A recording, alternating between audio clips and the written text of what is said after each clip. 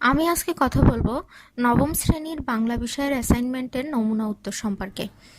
আমরা নবম শ্রেণীর বাংলা অ্যাসাইনমেন্ট অনে দেখতে পাই একটা অ্যাসাইনমেন্ট দেওয়া হয়েছে, একজন দেশপ্রেমিক নাগরিকের 10টি গুণ 10টি বাক্যে প্রকাশ করো। তো এখানে কপোতাক্ষ নদ কবিতাটা পড়তে হবে এবং কপোতাক্ষ নদ কবিতাটা পড়ে সেই আলোকে একজন দেশপ্রেমিকের 10টি গুণ লিখতে হবে। আমরা জানি যে কপোতাক্ষ নদ একটা স্মৃতিকাতরতামূলক কবিতা মাইকেল মধুসূদন দত্তের।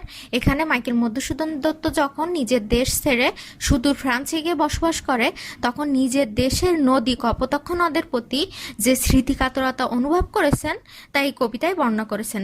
তার এই স্মৃতিকাতরতা দ্বারা তিনি মূলত দেশকে যে ভালোবাসেন, দেশের প্রতি যে টান, তার এই স্মৃতিকাতরতার আড়ালে দেশের প্রতি এই টানটাই প্রকাশ পেয়েছে। তো এই কবিতাটা পড়ে আমরা একজন দেশপ্রেমিক নাগরিকের 10টি গুণ লিখব। তো এখানে মূল্যায়নের নির্দেশক হিসেবে যে বিষয়গুলো উল্লেখ করা হয়েছে সেগুলো হলো দেশপ্রেমের বিষয়টি উল্লেখ করতে হবে, তার মানে দেশপ্রেম কাকে বলে, দেশপ্রেম কি, এটা উল্লেখ করতে হবে। তারপর লিখতে হবে দেশপ্রেমিক নাগরিকের 10টি গুণ। আর একটা কথা বলছে সেটা হচ্ছে বাক্য গঠন ও বানান শুদ্ধ হতে হবে।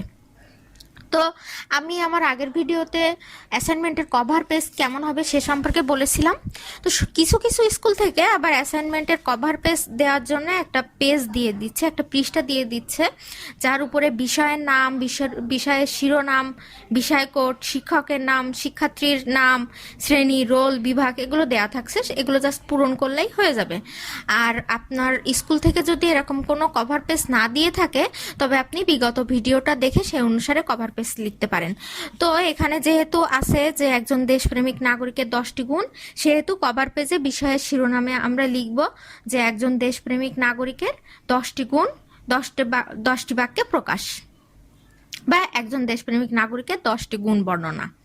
তারপরে আমরা ভিতরের পৃষ্ঠায় যাব। ভিতরের পৃষ্ঠায় আবার আমাদের অ্যাসাইনমেন্টের শিরোনাম লিখতে হবে। লিখে সেখানেও আমরা লিখব একজন দেশপ্রেমিকের 10টি গুণ 10টি বাক্যে বর্ণনা। তো তারপরে আমাদের যেহেতু দেশপ্রেমের কথাটা উল্লেখ করতে বলছে, তো আমরা একটা পয়েন্ট দিব যে দেশপ্রেম, অথবা তত্ত্ব বলেও দিতে পারি।